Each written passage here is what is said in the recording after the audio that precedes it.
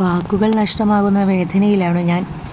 ഏറെ പ്രിയപ്പെട്ട ജയചന്ദ്രൻ്റെ ആരോഗ്യ പ്രശ്നങ്ങൾ ഭേദമായി എന്ന് കുറേ നാൾ മുൻപറിഞ്ഞപ്പോൾ വലിയ ആശ്വാസവും സന്തോഷവും തോന്നിയിരുന്നു.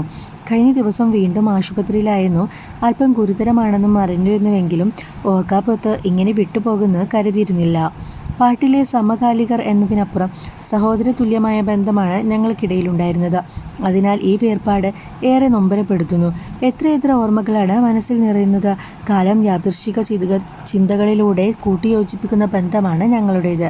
1958 തിരുവനന്തപുരത്ത് നടന്ന രണ്ടാമത്തെ സംസ്ഥാന സ്കൂൾ കലോത്സവത്തിൽ തോപ്പുംപടി സെൻറ്റ് സെബാസ്റ്റ്യൻ സ്കൂളിൽ നിന്ന് ഞാനും ഇരിങ്ങാലക്കുട നാഷണൽ സ്കൂളിനു വേണ്ടി ജയചന്ദ്രനും മത്സരിക്കാനെത്തുന്നതിൽ തുടങ്ങുന്നു ആ യാദൃശ്ചികത. അന്ന് പാട്ടിലല്ല, മൃദംഗത്തിലാണ് ജയചന്ദ്രൻ മത്സരിക്കാനെത്തിയത്. ഞാൻ ശാസ്ത്രീയ സംഗീതത്തിലും. രണ്ടുപേർക്കും ഒന്നാം സ്ഥാനം തന്നെ ലഭിച്ചു. സമാപന ചടങ്ങിൽ ഒന്നാം സ്ഥാനക്കാർ അവരുടെ പ്രകടനം കാഴ്ചവെക്കാനെത്തിയപ്പോൾ എൻ്റെ പാട്ടിനൊപ്പം മൃദംഗം വായിച്ചത് അന്ന് വരെ ഒരു പരിചയവുമില്ലാത്ത ജയൻ. അവിടെ തുടങ്ങുന്ന കാലം കരുതിവെച്ച ഞങ്ങളുടെ സൗഹൃദം. പിന്നീട് ഞങ്ങൾ സിനിമ രംഗത്തെത്തുമെന്നും ഒരേ കാലത്ത് ഒരുമിച്ച് പാടുമെന്നും അന്ന് സ്വപ്നത്തിൽ പോലും കരുതുന്നില്ലല്ലോ. കുട്ടിക്കാലത്തെ ആ പരിചയം തുടർന്നു കൊണ്ടുപോകാൻ അന്ന് സാഹചര്യമുണ്ടായിരുന്നുവെങ്കിലും കാലം ഞങ്ങളുടെ ബന്ധത്തെ വീണ്ടും കൂട്ടിയോജിപ്പിക്കുക തന്നെ ചെയ്തു. ജയചന്ദ്രൻ്റെ സഹോദരൻ സുധാകരനിലൂടെയായിരുന്നു അത്. ഞാൻ സിനിമയിലൊക്കെ സജീവമായി ചെന്നൈയിലേക്ക് ചേക്കേറിയ കാലത്താണ് സുധാകരനും പാടുമായിരുന്നു. അങ്ങനെയാണ് ഞങ്ങളുടെ സൗഹൃദവും രൂപപ്പെടുന്നത്. എൻ്റെ ഗാനമേളകൾക്കും റെക്കോർഡിങ്ങിനുമെല്ലാം പലപ്പോഴും സുധാകരനു കൂടെ വന്നിരുന്നു.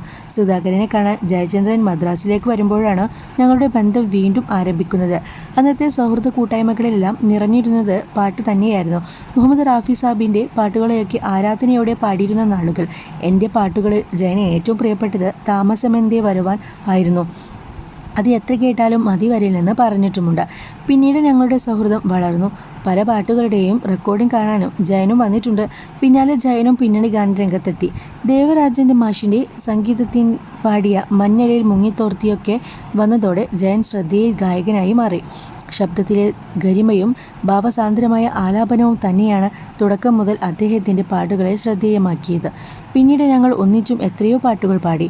അരക്കള്ളൻ മുക്കാൽ കള്ളൻ എന്ന ചിത്രത്തിൽ ദക്ഷിണാമൂർത്തി സ്വാമിയുടെ സംഗീതത്തിൽ പാടിയ കനസിക സംസ്ഥാനത്തിൽ കാറിയിരിക്കുന്നവൻ എന്ന പാട്ടാണ് ഞങ്ങളുടെ ആദ്യകാല ഡ്യുവറ്റിൽ ഏറെ ഹിറ്റായത്. പിന്നീട് ഞങ്ങൾ ഒരുമിച്ച് പാടിയതു ലിറിയും ഷാമിൻ്റെയും MS വിശ്വനാഥൻ സാറിൻ്റെയും ഒക്കെ സംഗീതത്തിലുള്ള പാട്ടുകളായിരുന്നു. രവീന്ദ്ര സംഗീതത്തിൽ ചക്രം എന്ന ചിത്രത്തിനു വേണ്ടിയാണ് ഒടുവിൽ ഒരുമിച്ചുള്ള പാട്ട്. വട്ടച്ചെലവിന് എന്ന് തുടങ്ങുന്ന വേഗമേറിയ പാട്ട് ഒരു മത്സര സ്വഭാവമുള്ളതായിരുന്നു. രവീന്ദ്രൻ്റെ തൻ്റെ സംഗീതത്തിൽ ചിരിയോ ചിരി എന്ന ചിത്രത്തിൽ പാടിയ സമയരഥങ്ങളിലും ഏറെ ഹിറ്റായി. CID ഉണ്ണികൃഷ്ണൻ BAD എന്ന ചിത്രത്തിൽ ഒരു കച്ചേരി രംഗത്തിലുള്ള പാട്ട് ഞാനും ജയചന്ദ്രനും കൃഷ്ണചന്ദ്രനും ചേർന്നാണ് പാടിയത്.